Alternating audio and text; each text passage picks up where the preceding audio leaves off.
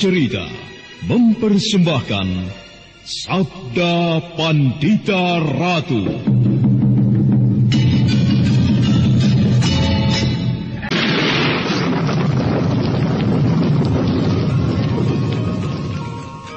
Sabda Pandita Ratu. Naskah ditulis oleh Pondra Swasti Langit, diolah oleh Agung Bahrodi, didukung oleh artis-artis terkemuka Ferry Fadli, Eli Ermawati, M. Abud, Ivone Rose, dan lain-lain.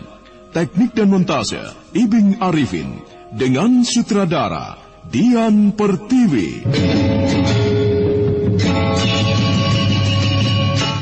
Sabda Pandita Ratu kali ini mengetengahkan episode ke-10 dengan judul Gerhana di Medan Laga.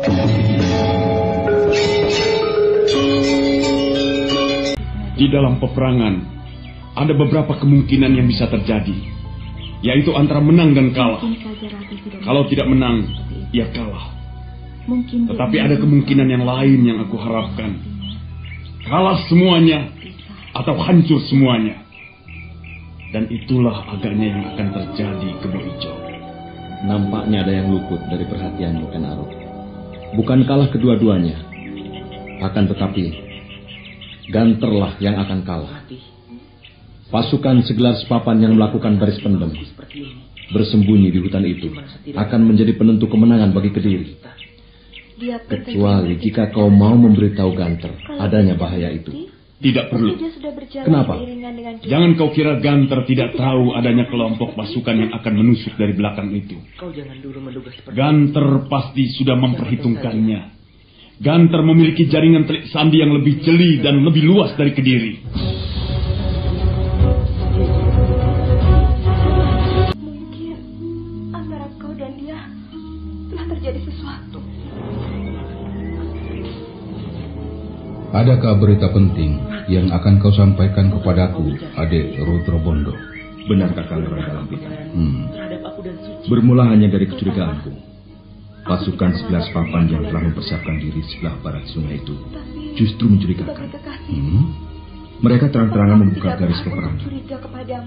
Namun nampaknya mereka hanya memancing perhatian kita agar ada masalah lain yang lolos. Apakah kira-kira menurutmu? Kita harus menjaga kemungkinan adanya penyerangan dari arah yang lain. Aku telah menyebar beberapa orang untuk memeriksa beberapa tempat di hutan-hutan di garis belakang. Mungkin ada sesuatu di sana. Bagus. Apa yang akan kau laporkan, pengawal? Seseorang yang dulu pernah berada di sini, Senopati Prodo Sekar, mengajukan permohonan untuk menghadap Tuan. Oh, ya, persilakan dia menemui aku di sini. Baik, Tuan. Aku masih memiliki moral. Aku manusia, bukan. Pengawal itu melangkah meninggalkan Rangga Lampitan yang berdiri didampingi oleh Rudro Bondo. Dan beberapa saat kemudian, pengawal itu telah kembali lagi dengan membawa seseorang yang tidak akan dilupakan oleh Rangga Lampitan atau Rudro Bondo. Selamat datang di Ganter, Prodo Sekar. Kedatanganmu membuat aku berdebar-debar. Apakah aku masih dianggap sebagai musuh? Terserah kau, Prodo Sekar. Apakah kau akan menempatkan diri sebagai musuh atau sebagai sahabat kami? Jika kau menempatkan diri sebagai musuh, kami tidak akan segan-segan menggilasmu. Tapi aku tetap tidak percaya. Yang terjadi adalah kau tidak akan tega. Baiklah. Apa yang akan kau sampaikan kepadaku? Aku akan menyampaikan sesuatu kepadamu. Akan tetapi, lihatlah betapa Rudro Bondo memandangku dengan tatapan mata penuh curiga seperti itu. Kau memang pantas untuk dicurigai, Kakang Prodo Sekar. Kau belum mandi dalam beberapa hari ini. Dan itu mencurigakan sekali. Kau sendiri, baumu seperti membuatku kebingungan, Rudro Bondo. Ternyata percakapan yang terjadi adalah percakapan yang akrab. Meski pada suatu ketika mereka pernah bermusuhan. Ketika tiba saatnya pembicaraan yang lebih penting, maka mereka berbicara dengan hati-hati.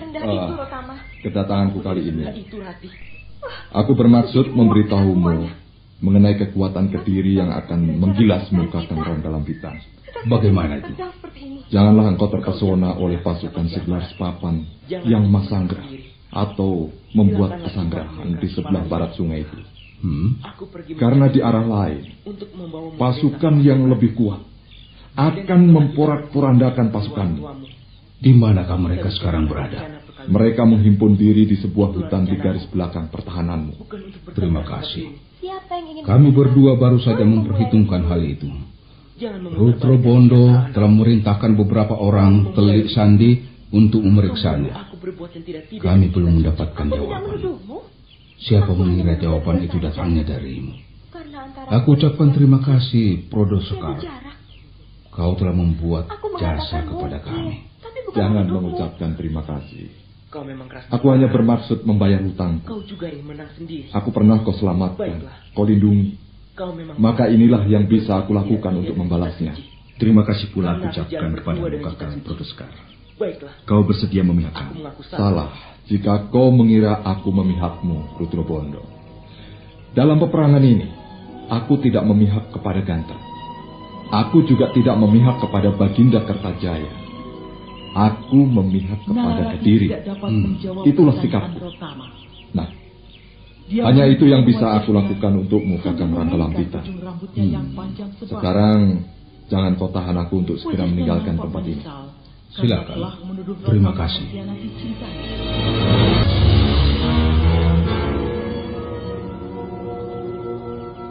Prodo Sekar segera meninggalkan tempat itu di bawah tatapan mata keheranan Rutro Bondo.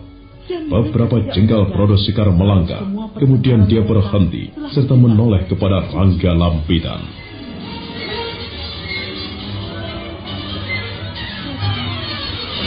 Yang sesungguhnya, seharusnya kau bangga mempunyai seorang kekasih. Ada beberapa orang senopati yang akan berpihak kepadamu. Siapakah mereka? Engkau akan mengetahuinya nanti. Akan membuatku yang bertengkar terus. Sebaiknya aku menyingkir dari kalian. Kakang Rangga, sebuah sikap yang aneh, Kakang Rangga. Siapa? Sikap Prodo Sekar maksudmu? Ya. Kau harus menghormatinya. Ia mempunyai sikap seorang prajurit sejati. Kau pernah dengar kisah Kumbakarna? Kenapa dengan Kumbakarna? Senopati Prodo Sekar akan menjadikan dirinya sebagai Kumbakarna. Kau lihat apa yang dia lakukan. Itu artinya hatinya memihak kepada kita, memihak Ganter. Akan tetapi jiwa prajuritnya memutuskan untuk tetap membela Kediri, bukan membela Kertajaya, rajanya yang justru telah memerintahkan untuk membunuhnya, tetapi membela Kediri. Bukan main. Apa yang kita lakukan di sini pun sama, Rutro Bondo. Kita memberontak karena niat menyelamatkan Kediri. Kediri akan runtuh. Kebesarannya akan porak-poranda jika tetap dipegang oleh Kertajaya yang banyak mengumbar kekeliruan itu. Aku berharap pada perang yang akan terjadi nanti, aku mendapat kesempatan melayaninya. Aku akan berperang tanding dengannya, berhadapan dengan seorang senopati perang yang sebenarnya. Tapi kalau tiba-tiba sakit, segalanya berubah muram. Semua sedih. Saat badan Maka demikianlah, matahari yang terus bergerak ke arah barat telah tiba saatnya menyentuh permukaan garis cakrawala. Rangga Lampitan beserta orang-orang kepercayaannya sibuk mempersiapkan diri menghadapi penyerbuan besar-besaran. Rangga Lampitan harus memecah perhatian pasukannya untuk menghadapi penyerbuan dari dua arah. Dan adalah di saat itu pula, di waktu yang sama dan di tempat yang berbeda, diantarai oleh jarak yang jauh, di sebuah bukit yang disebut Bukit Swampara Budura. Seorang lelaki dan seorang perempuan tengah memperhatikan puncak bukit dengan seksama.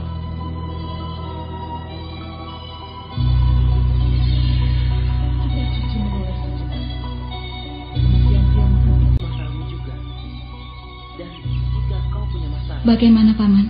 Ternyata benar dugaanku, Nyai. Perempuan bermata 3 itu tengah bersemadi di puncak bukit. Kita bertemu di pondokan ini, Oce. Apa yang ia lakukan dengan semedinya itu, Paman? Hanya perempuan itu sendiri yang tahu, Nyai Pinaka. Aku sangat gelisah memikirkan orang-orangku, Paman. Bagaimana dengan mereka? Di mana mereka? Bagaimana keselamatannya? Ya, moga-moga tidak terjadi sesuatu yang buruk pada mereka, Nyai. Tetapi nampaknya mereka tidak berada di sini, Nyai. Lalu di mana, Paman? Tenanglah, Nyai. Marilah kita hadapi persoalan aneh ini dengan hati yang tenang. Kepanikan justru merampas kewaspadaan yang kita miliki. Sulit dipercaya. Kalau dibalik apa yang terlihat ini menyembunyikan hal-hal yang luar biasa. Sebuah candi telah hilang. Bukan hilang, Nyai. Candi raksasa itu tetap berada di sini.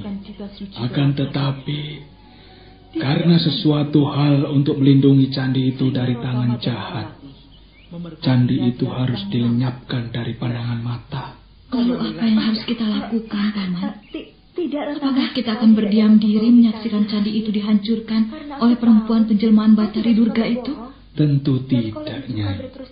Kita sekarang tengah menjadi kepanjangan tangan dewa-dewa di langit untuk menyelamatkan candi itu. Meski barangkali kita harus berkorban nyawa. Tapi tidak ada petunjuk sama sekali atas apa yang harus kita lakukan. Bagaimana, Paman? Kau salah, Nyai. Ada yang bisa dilakukan untuk menolong candi itu. Siapakah? Itu kata-kata yang sangat... Pinaka Swasti Ratu dan Bresima terkejut ketika dari arah pepohonan terdengar suara yang menjawab pertanyaannya sendiri. Pinaka Swasti Ratu yang merasa telah mengalami loncatan ilmu kanuragan cukup tinggi sejak menjadi murid Nyai Salindri menjadi terkejut karena tidak mendengar kehadiran orang itu. Siapakah kau, Kisana? Dan benarkah katamu bahwa Candi Murca itu bisa diselamatkan? Candi itu bisa diselamatkan. Yang Batara Agung tidak akan membiarkan candi itu hancur di tangan Durga. Siapakah engkau? Pakaianmu pakaian seorang Brahmana. Namaku Lohgawe. Orang yang muncul dari kegelapan bayangan pepohonan itu adalah Brahmana Lohgawe.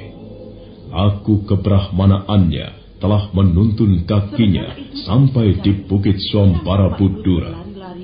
Tertatih-tatih, Brahmana Lohgawe berjalan mendekati Pinaka Swasti Ratu. Dia memandangi perempuan itu dari kepala hingga kakinya, sehingga Pinaka Swasti Ratu menjadi risih karenanya.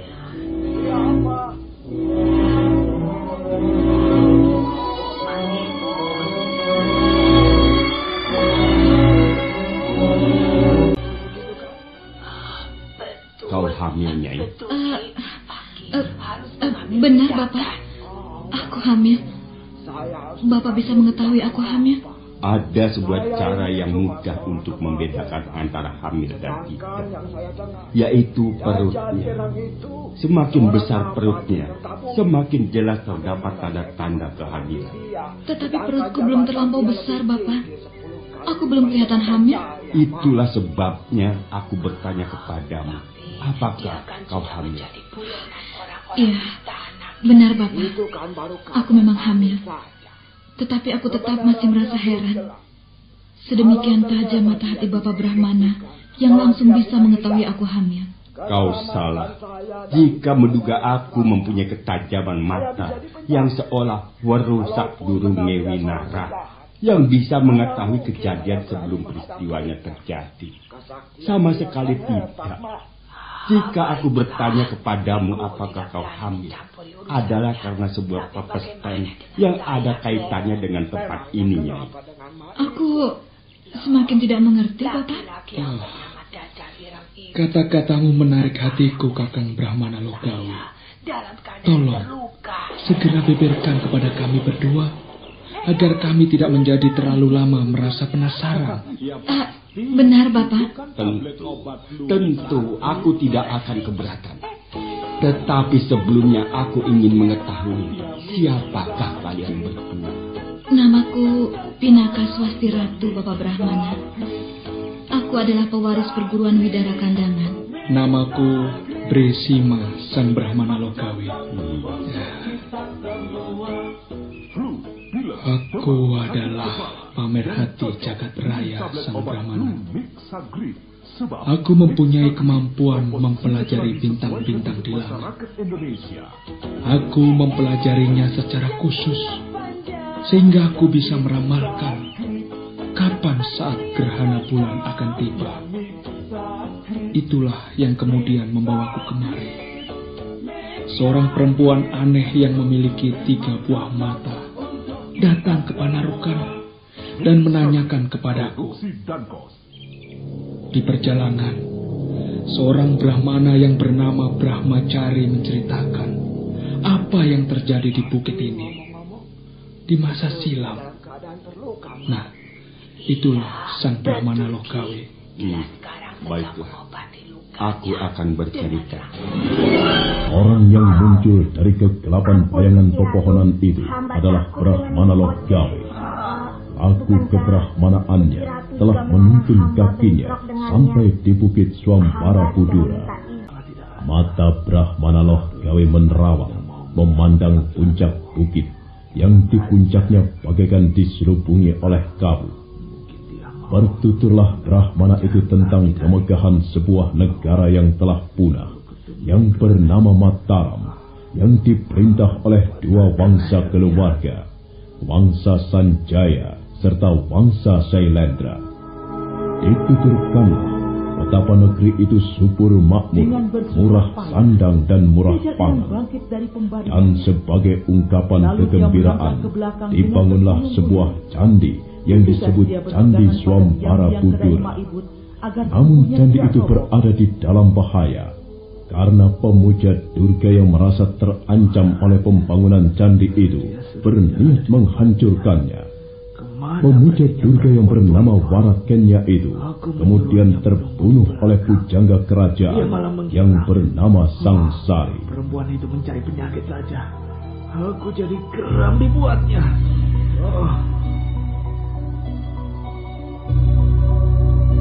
Masih berada di dalam kedai saya. Orangnya kasar dan tidak punya. Jadi nama pujangga itu adalah Sangsari. Benar, Sang Wasi Bresima. Kita tidak perlu mencemaskan. Ketika menjelang kematiannya, sang pujangga itu sempat mengucapkan sebuah fatwa untuk menyelamatkan candi. Nah, apakah Sang Brahmana tahu apakah isi fatwa itu? Jangan mempermainkan saya. Sebelumnya tidak ada seorang pun yang tahu apakah isi fatwa itu. Namun beberapa orang yang telah buntat ingkau ruha jiwa mencoba melakukan. Kesimpulan yang paling dekat adalah sang pujangga itu akan lahir kembali ke dunia untuk menyelamatkan candinya yang terancam dalam bahaya. Ia akan menitis kembali.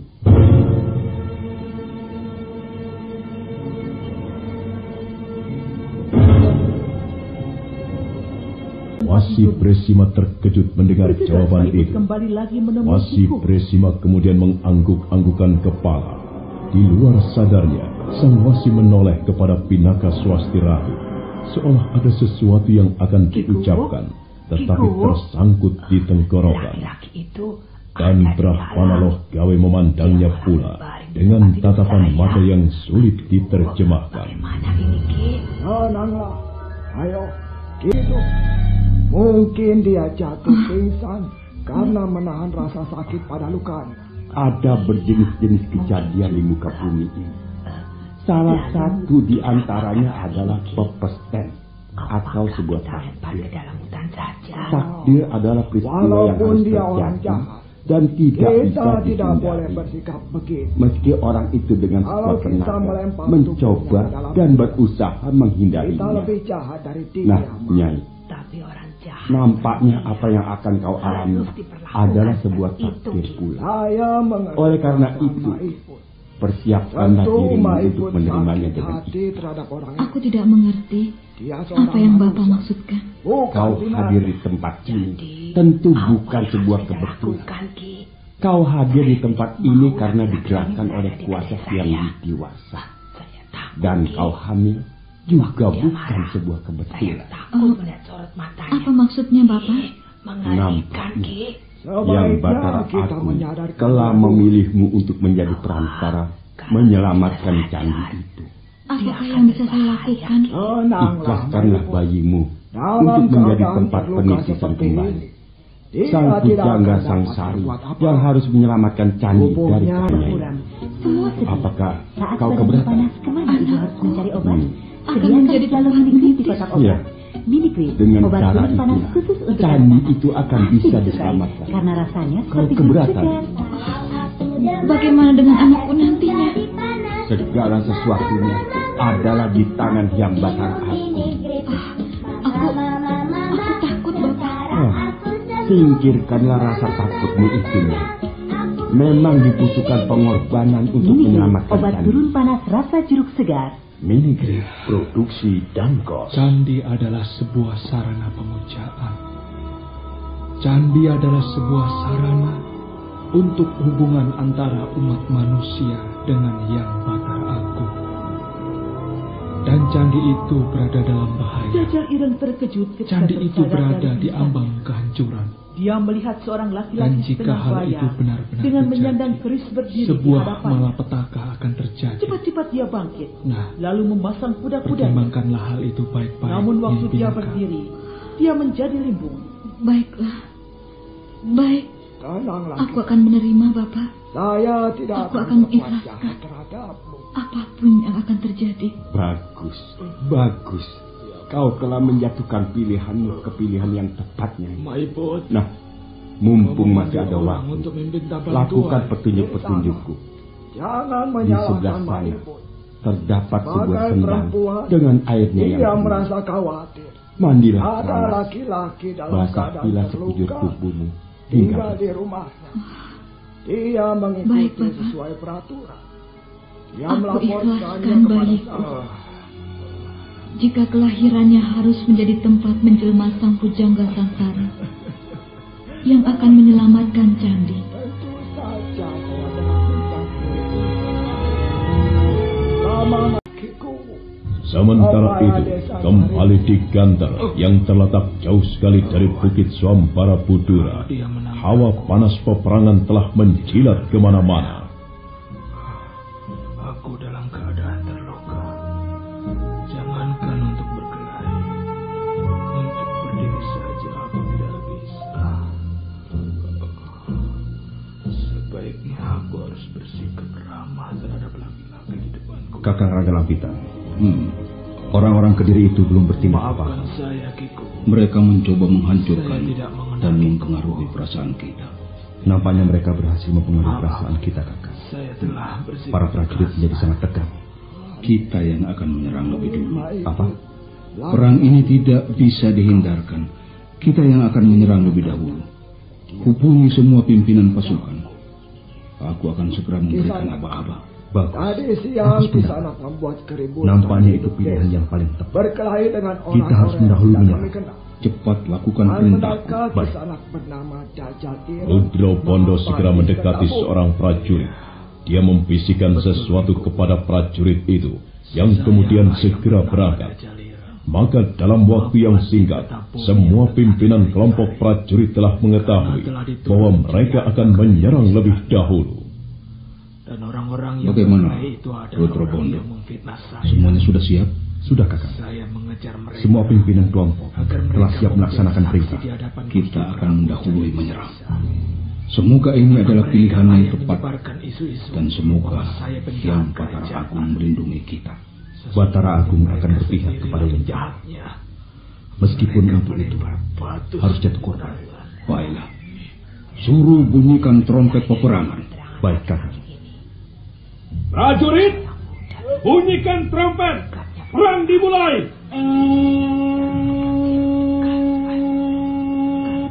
Serbu!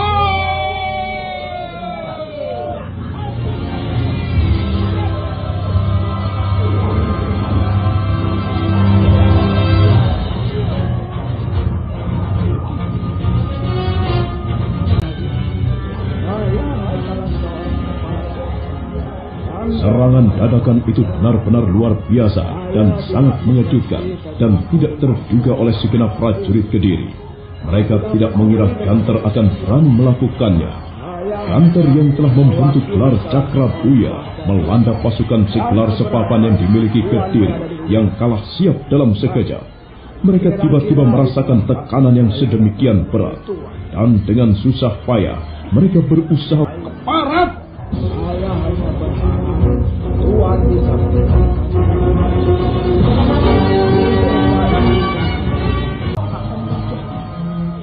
Baru kali ini aku menyaksikan sebuah peperangan yang sedemikian mengerikan. Nampaknya Ganter telah mendahului mereka. Sebuah pilihan yang tepat. Lihatlah, pasukan Ganter begitu mantap keluar dari sarangnya dengan gelar Cakra Byuha. Pasukan Kediri kocar-kacir dan berusaha mengubah gelar. Jika Kediri berhasil mengubah gelarnya menjadi Giradameta, maka perimbangan akan terjadi. Akan tetapi, pimpinan Ganter tentu berusaha menekan sekuat tenaga agar gelar Giradameta itu tidak segera terbentuk. Bagaimana dengan pasukan yang bersembunyi di garis belakang Ganter itu? Dibutuhkan waktu untuk segera tiba di tempat ini. Mereka tidak mengira jika Ganter justru yang mendahului menyerang.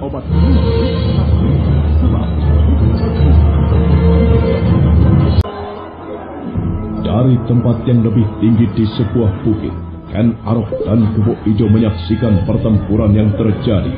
Bagaikan peras dalam penampi yang diayak, bagaikan pacar wuta, pertempuran besar itu berlangsung dengan dahsyatnya.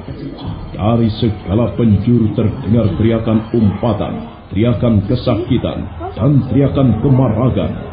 Menyebar ke segala penjuru, terdengar dentang senjata beradu senjata, dan derap pasukan berkuda yang mencoba menusuk ke jantung pertahanan lawan.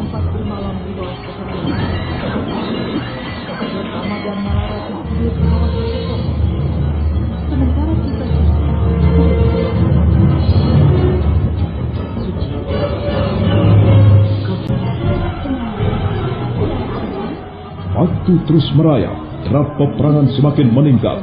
Bau anyir darah dan bau kematian telah menebar kemana-mana, dan bulan purnama memanjat semakin tinggi.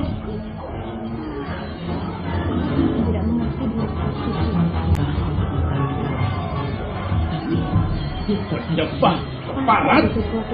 Aku tidak mengira mereka akan mampu melakukan yang seperti itu. Pasukan kita kocar-kacir Gusti Temenggung. Cepat kirim seseorang berkuda. Hubungi pasukan yang bersembunyi di dalam hutan itu untuk segera menyerbu. Cepat! Baik, Gusti Temenggung. Lihat, kelihatannya Cici sudah Rotama dan Rasis merupakan suci di atas sungai. Mereka menyangka jika Suci sudah padahal gadis itu masih menerawang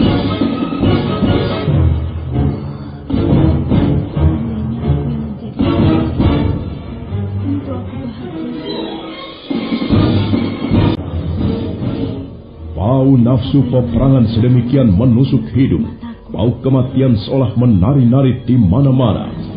Seorang kurir berkuda segera bergerak meninggalkan garis belakang pertahanan Kediri untuk memberitahu sekelompok pasukan segelar sepapan yang justru disembunyikan yang diharapkan akan menjadi penentu kemenangan. Nah, bagaimanakah kisah selanjutnya? Saudara pendengar, untuk mengetahui jawabannya, ikutilah kelanjutan kisah ini dalam seri berikutnya. Sampai jumpa.